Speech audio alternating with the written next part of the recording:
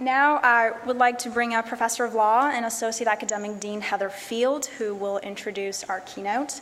Professor Field has excelled in traditionally male-dominated fields, receiving an undergraduate degree in biochemistry and practicing transactional tax law after receiving her JD. Professor Field is currently teaching courses in taxation, and in her capacity as an Associate Academic Dean, she's committed to supporting the whole person, which includes various work-life issues that many law students certainly encounter. Please join me in welcoming Professor Field.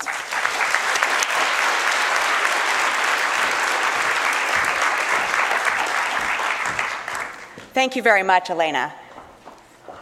I'm honored to be here today on behalf of the UC Hastings administration to welcome you all to today's symposium, Onward and Upward, Breaking Through Gender Barriers in Law and Tech, as we come together to celebrate the 25th anniversary of the Hastings Women's Law Journal.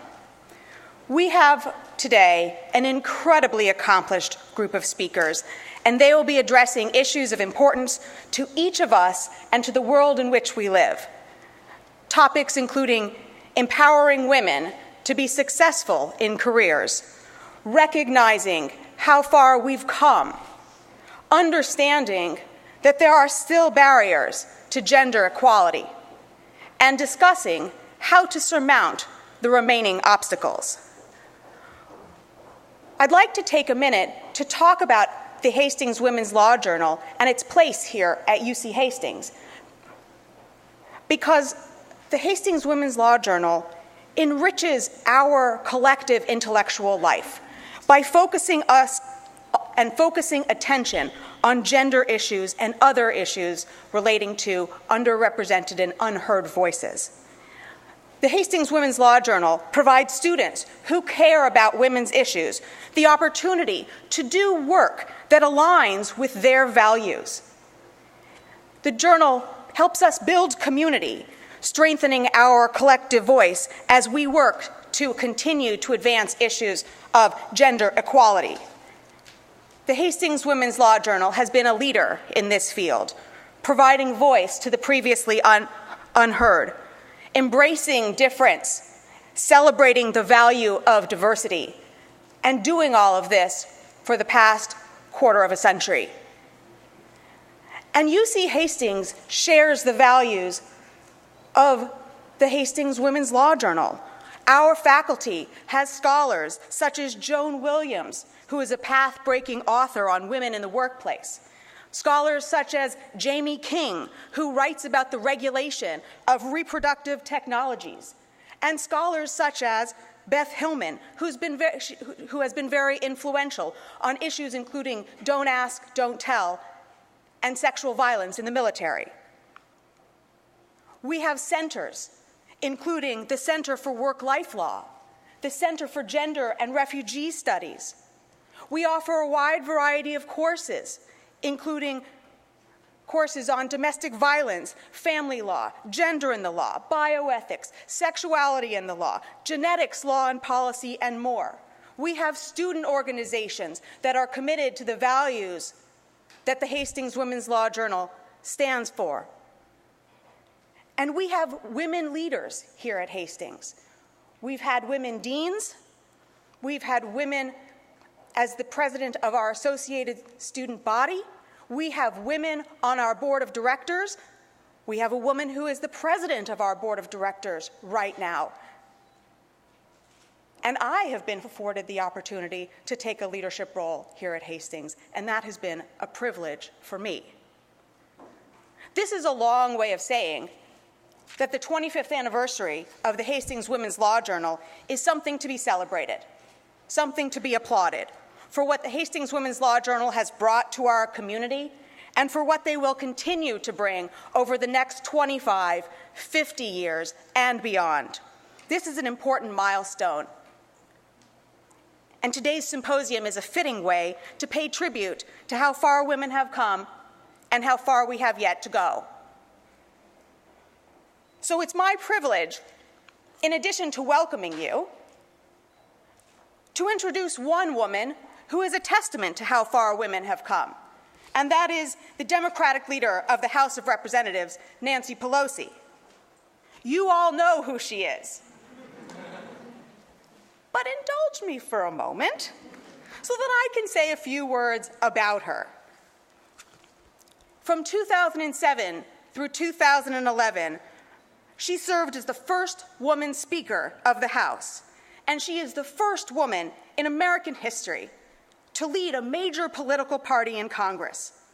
Leader Pelosi has led House Democrats for a decade, and she has represented San Francisco, California's 12th district for 26 years. I'm particularly proud because I live in Leader Pelosi's district. Just this Saturday, Leader Pelosi was inducted into the National Women's Hall of Fame at a ceremony in Seneca Falls, the birthplace of the American women's rights movement. Her leadership has been remarkable. The 111th Congress has been heralded as one of the most productive Congresses in history under her leadership. President Barack Obama called Speaker Pelosi an extraordinary leader of the American people. And the Christian Science Monitor wrote, "Make no mistake, Nancy Pelosi is the most powerful woman in American politics, and the most powerful speaker since Sam Rayburn a half-century ago."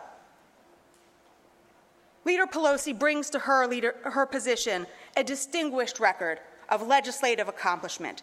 She led Congress in passing historic health insurance reform, key investments in college aid, clean energy and innovation, and initiatives to help small businesses and veterans. She has been a powerful voice for civil rights and for human rights around the world for decades. And in July, Leader Pelosi led the House Democrats in launching an economic agenda for women and families. When women succeed, America succeeds. This is to ensure all generations of women enjoy equal rights, equal treatment, and equal opportunities that they deserve. And in her drive to pass this critical agenda, she has crisscrossed the country, San Francisco to Boston, New Haven to Albuquerque, Chicago to Austin, back to DC, and luckily enough for us, back to San Francisco. Leader Pelosi comes from a strong tradition of public service. She and her husband have 5 grown children, including one alumna of Hastings. I am delighted that she has taken the time to come join us today, and it is my honor to introduce her to you, Democratic Leader of the House of Representatives, Nancy Pelosi.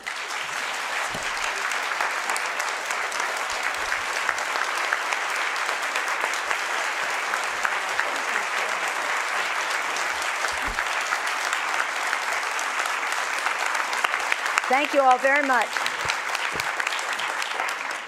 So how was your week? Good morning, everyone. Good morning, everyone. Heather, thank you very much for your very, very generous introduction. It's my honor to be here this morning, and really, I'm delighted. Usually you say that when you go someplace. I'm delighted to be here. I am absolutely delighted to be here, especially considering the alternative, which up until last night was not a very good one. Joan Williams, thank you for your leadership on workplace, women in workplace and home and balance and all of that, and I want to talk about that, but I really come to say thank you for your leadership. And Elena, where'd she go? Where's her? And over there. Thank you, Editor-in-Chief of Hastings Women's Law Journal. Thank you for your invitation to be here. I actually received the invitation from my dear personal friend, a person I admire, Sandy Thompson. Where are you, Sandy? Right. Thank you, Sandy. It's wonderful to be with you today. Thank you for the invitation. And to be with Wendy Gruhl, who is really a leader, a woman who knows her power and who has made the fight, and she and I have shared some ideas about how we can do much more. And when you're in the workplace, when you put yourself on the line, it's a very different place for women, and I will talk about that as well. But so many of you have been friends for a long time. Mary Noel, thank you for being here as well. So yes, thank you, Heather, for mentioning that last week I was in Seneca Falls, New York, and was inducted, and it was such a source of pride to me. I was thrilled, but very thrilled because after votes, 19 of my colleagues, my women colleagues, came up there. You can just imagine how the crowd reacted to seeing this beautiful, diverse group of women members of Congress all there to, of course, be with me, but that was secondary to paying our respects to what happened at Seneca Falls 165 years ago.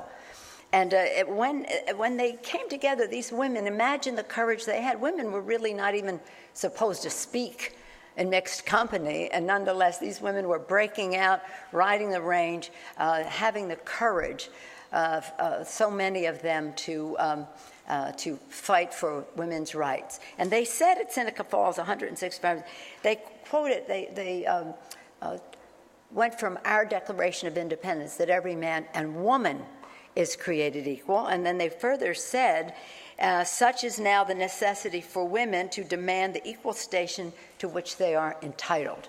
Imagine 165 years ago. Standing on their shoulders, receiving that award was just such a tremendous thrill. So in July, when Heather mentioned that we announced our When Women Succeed, America Succeeds, we had been, women and some of the men in Congress, studying this issue for a while to say, what are the things that we can do that will unleash the power of women more fully in our society? There are many issues that we can talk about and have all worked on. And I love that the journal, I want to congratulate the Hastings Women's Law Journal, because when you, what was your slogan? If you're going to go out on a limb, you might as well grow your own tree. I think that's perfect. I think it's perfect, because what we have been saying all along is, we've been involved in incrementalism for a while. It's not working to the extent that it should. We got to kick open the door and think in more drastic ways about empowering women, increasing the leadership of women in all fields. And so we've been saying all along, this is an environment that hasn't been conducive to our representation in all fields of life to the extent that it should be. And so we must make our own environment. How perfect then to say, grow your own tree. It's the same thing. And here's, to get, because I know we're going to have some questions, but I want to congratulate you for the 25 years that the students and volunteers behind this publication have provided a unique and extraordinary forum for the advancement of women. Whether it's disabilities rights, prisoners' rights, the Hastings Law Journal has given a strong and influential voice to women. Yes, I come before you proudly as Hastings' mom.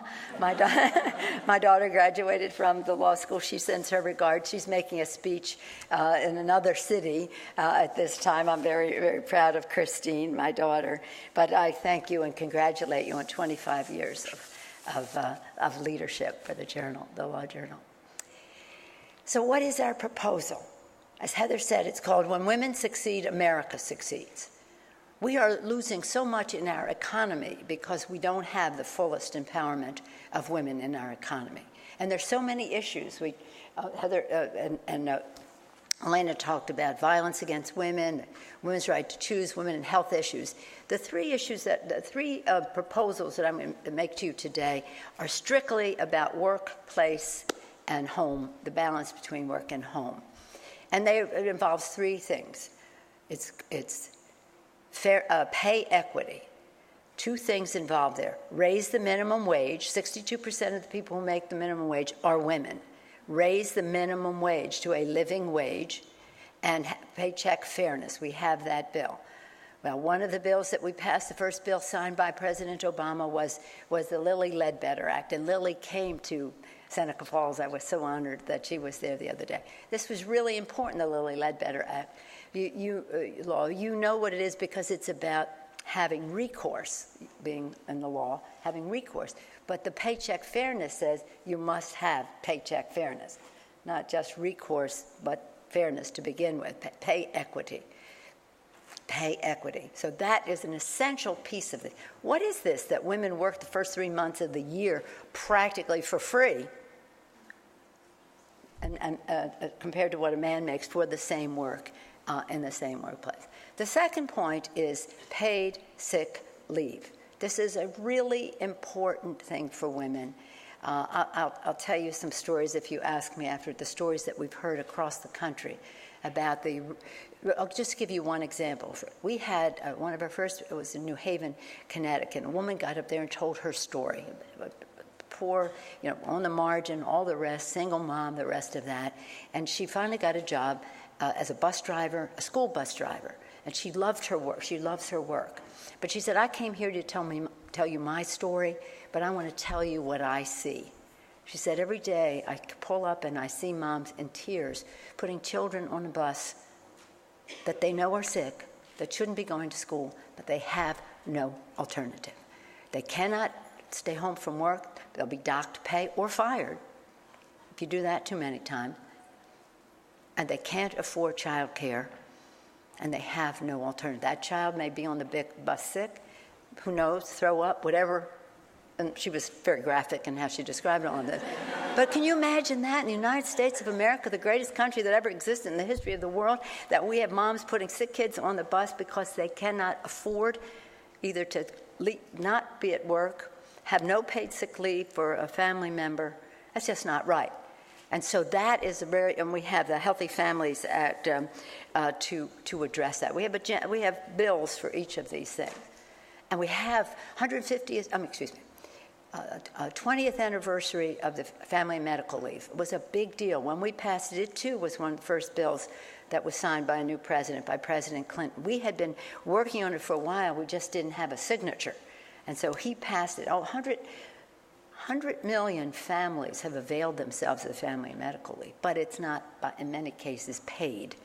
And so we have to have paid sick leave so that women can fully participate in the work. And men too. This is not just about women. And then the third piece, which is really, I think, something that is going to require a crusade. I mean, these are bills. All we have to do is get a friendly Congress to pass these bills.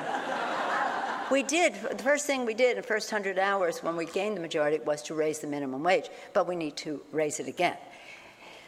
On the child care issue, which is part 3, pay equity, paid sick leave, affordable quality child care.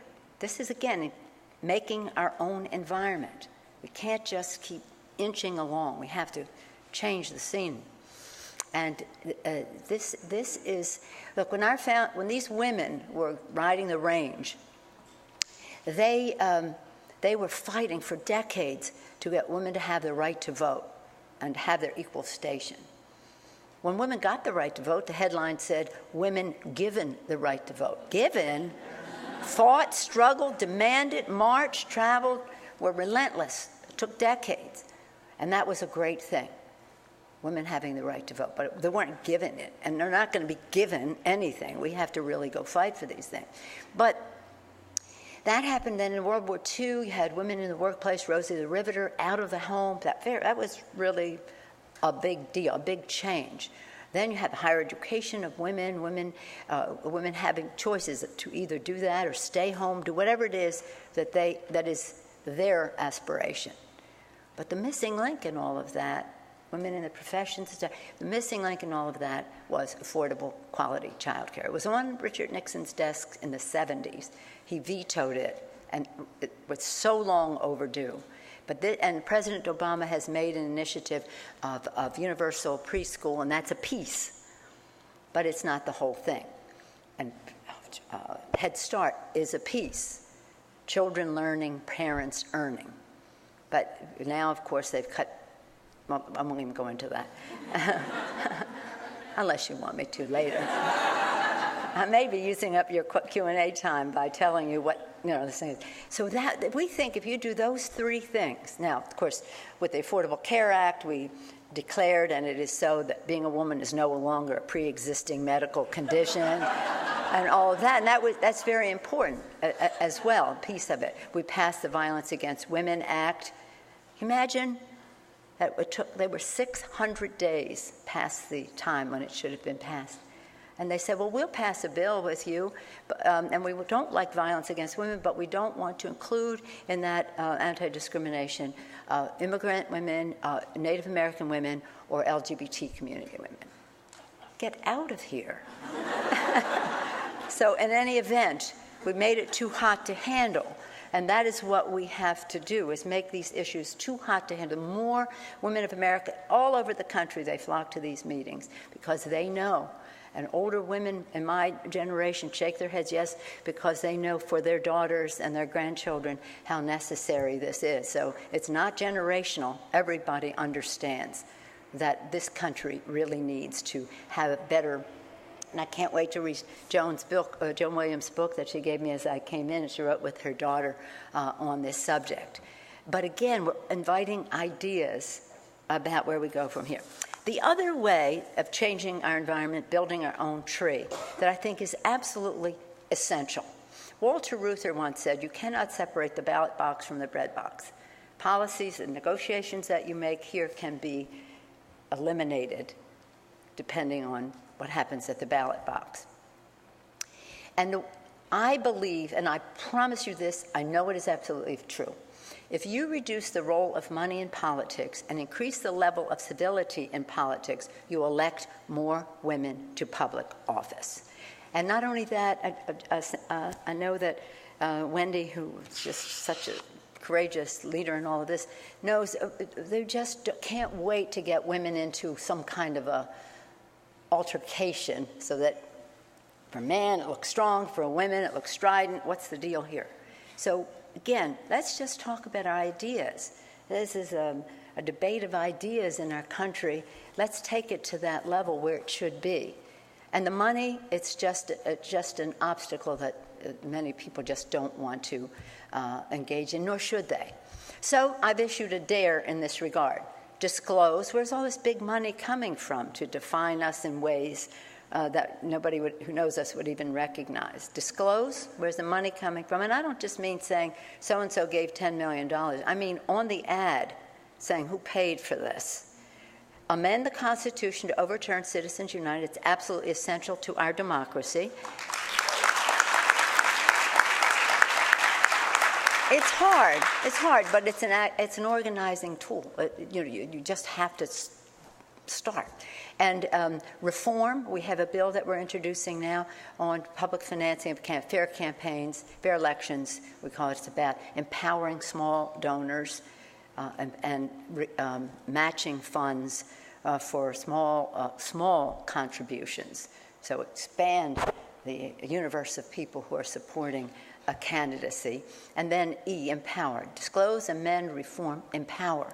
And all of the things that are being done to suppress the vote in legislatures and state secretaries of state's offices across the country, they're terrible.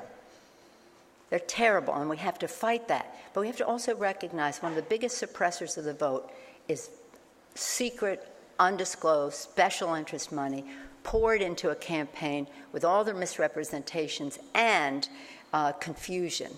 So confusion is their friend. The more they confuse the issue, people just throw up their hands and say, I don't know, there doesn't seem to be anything in this for me. So, but what they try to fight, the same people who say we've got to reduce the deficit by cutting food stamps. They're going to reduce the deficit by cutting food stamps, cutting Pell Grants. All of those things are the same people who fight an increase in the minimum wage. Because they're saying if these people would work, they wouldn't need food stamps. No, they are working, and they are working, and two families making the minimum wage, a family of four, you are below the poverty line. That's just not right. So again, we have to change the atmosphere, and in order to do it, in order to change the policy, you have to change the politics. And you've got to, and what is this court? God forbid what they're going to do next. But what they've done already has had a corrosive effect on our democracy. It's a terrible thing, the Citizens United thing. So in any case, there's real opportunity here. People are ready. They understand. We want everybody to be significant, whether it's their vote, their voice, their workplace, what they do in the workplace. And if you empower women to the extent that you are gathered here, and is the life work for many of you here, you will not only improve the lives of women, individual women, and their families, you will grow the GDP of the United States. You do these things I just suggested, it's 2 or 3 points added to the GDP. So this is about when women succeed, America succeeds. So thank you for the opportunity to share some of those thoughts with you. And I love your theme, but upward and onward, onward and upwards. Congratulations and all of that. Do you have questions?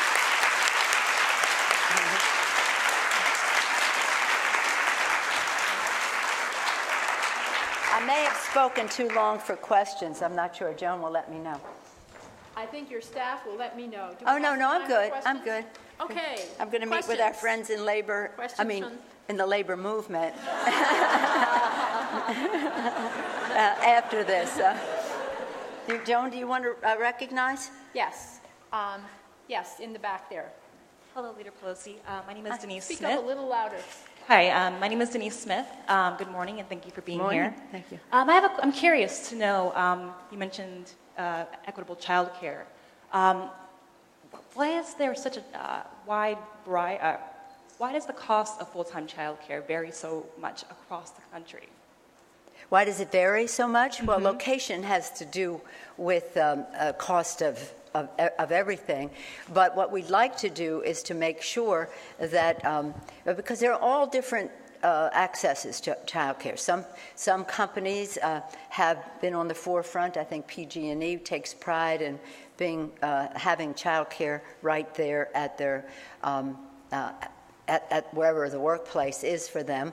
But what we're talking about is not just the availability, because that's really important, but the respect for the childcare workers, that they're paid adequately, that they're trained adequately, and that this is a profession. And then whatever the cost variation is around the country, there would be help, subsidies to help with it. Now, we have to figure out how to have consensus on how we put the bill together. And what you bring up may be taking inventory of what the challenges are and what the opportunities are. The variation may come into play, but a lot of variation relates to it's a lot different in some places in the South than it is in San Francisco or Massachusetts or New York. But nonetheless, women families, men and women, still need to be able to have it be affordable to them. So again, let's have it be high quality, let it be accessible, and then we'll figure out how to make it affordable to individuals who may not be able. Some of it is just availability, and a lot of it is affordability, and that's what we have to even out. But if you have any suggestions in that regard, again, that's part of going around to hear how people see it themselves. Patty Siegel here, I don't know if any of you know Patty Siegel. She is the angel of childcare in the country. Right here in San Francisco is where she's headquartered, and has just done remarkable work in that regard. Thank you. Thank you. Dana. Hello, Leader Pelosi. Thank you Hi. for being here. I'm Elliot Hossman. You mentioned under Clinton legislation that helped to extend family leave. What legislation has been introduced that would expand paid family leave? And do you see Americans having access to this in the next 5 to 10 years? Well, we have it's the Healthy Families Act. Now, it doesn't have for the full time of the family and medical leave. We're encouraging firms to do that, and some have, but not enough. And so this initiative would be like about a week of paid family leave, taken any time that you want to take it.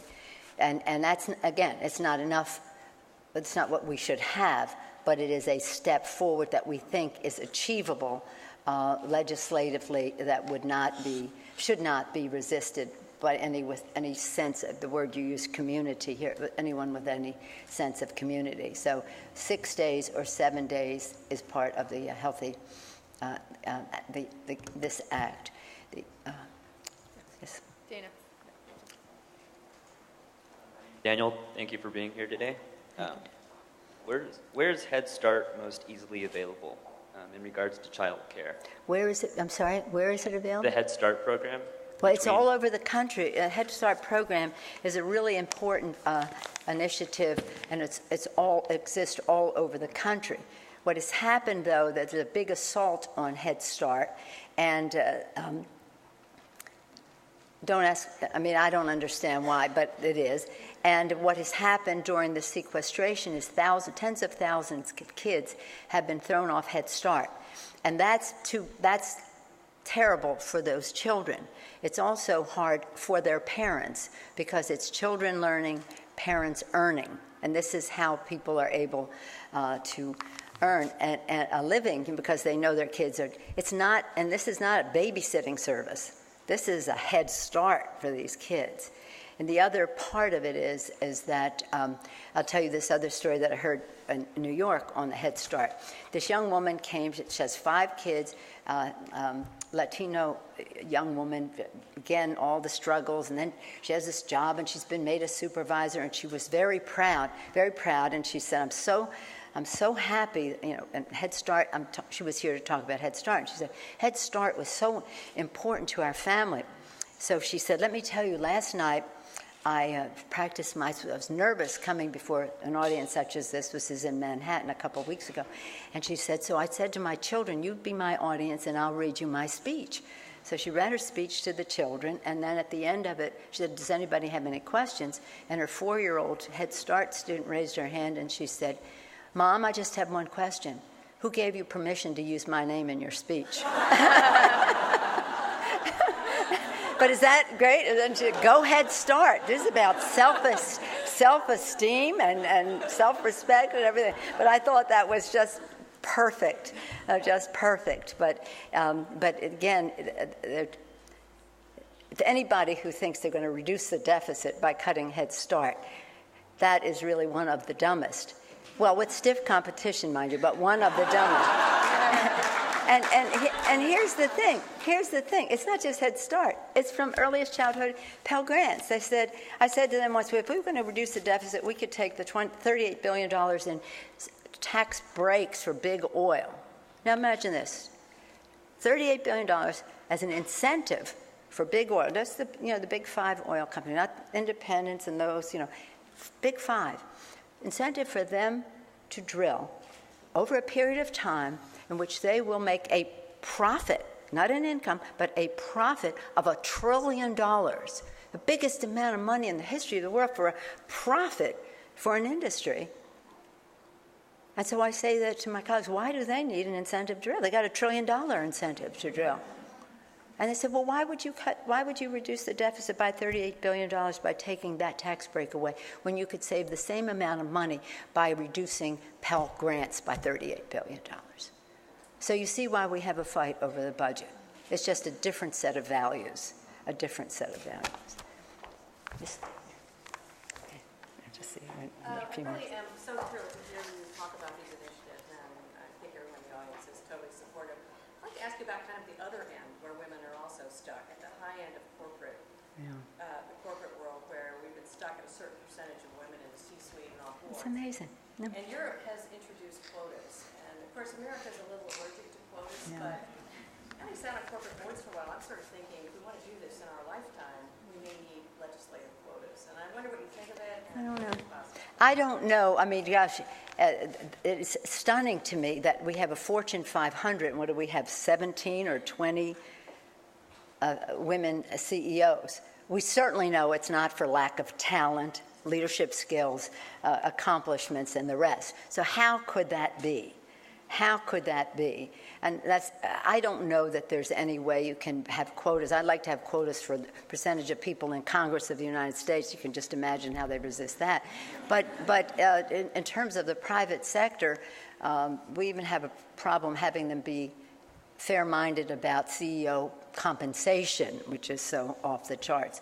So I think there would be, just in all fairness, when you go into the private sector piece of it, but I think that we can have the ones who have women, because they come to DC, they're so proud of the fact that they have a woman CEO.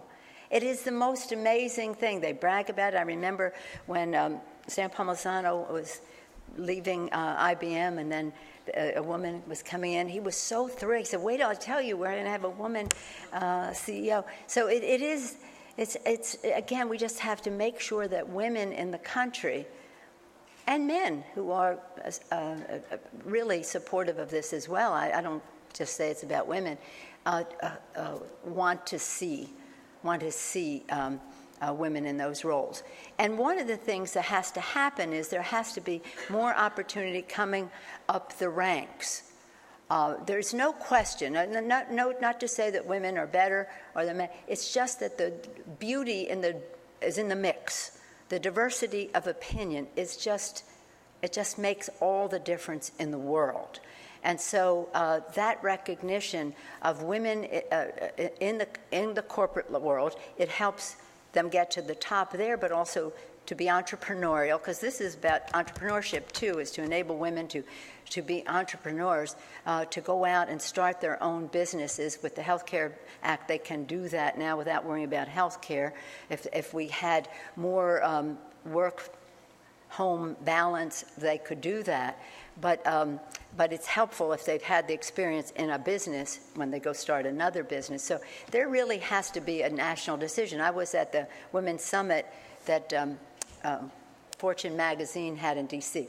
I mean, it was this week. I was there for 10 minutes because I was doing something else. But it was wonderful to see, and how many women from California were there. So maybe California will have to lead the way on this. But it is to the disadvantage of our economy and our country that we don't have this. And by the way, I just want to make this point about my House Democratic Caucus, of which I'm very, very proud. You know, you make the issue that I'm the first woman to lead a party and first woman speaker and all that. But our caucus, the House Democratic Caucus, is a majority of women, minorities, and LGBT people. Is that great? Is that great? And as you see, 100% of them, in just a matter of minutes, 100% of them voted to end the shutdown on government, to end the default on our national full faith and credit. Not that we like the bill, but that we have our priorities in order. And to see, if you stand here and you're at the podium and you're looking down and you see the House Democratic Caucus, then it's a big difference. It's a big difference. Please join me in thanking Leader Pelosi. I just have to tell them one story, because you began with Seneca Falls, my getting that award. And I tell this story because it just shows how the shoulders we're standing on and the shoulders that we have to have for other women. But we have to have a drastic breakthrough. So when I first was elected to the leadership, I went to the White House for my first meeting there. And I didn't have the slightest apprehension of going, because I had been many times as an appropriator, an intelligence committee person, all that. And it didn't even faze me that I was going. I had no concern about doing it. So I went in at the door, escorted me into this room, and as soon as the door closed behind me, I realized that this was unlike any meeting that I'd ever been to at the White House. In fact, it was unlike any meeting that any woman had been to at the White House, because I was sitting there with my power at that table derived from the House Democrats, and not by appointment of the president. So we were there as separate branches of government, independent and equal status. Well, so in any event, as President Bush, ever gracious, welcoming, blah, blah, blah, blah, blah, while he was talking, and he's a very gracious man, as he was speaking and welcoming me, I felt really closed in on my chair. It was really tough. I mean, it was like I was squeezed and squeezed and squeezed. And I thought, what is going on here? And then all of a sudden I realized, and I swear this has never happened before or since, squeezed like this, Elizabeth Cady Stanton, Lucretia Mott, Susan B. Anthony, Agnes Paul, Sojourner Truth, they were all on that chair with me, and many more. They were sitting there, and I could hear them say, "At last we have a seat at the table."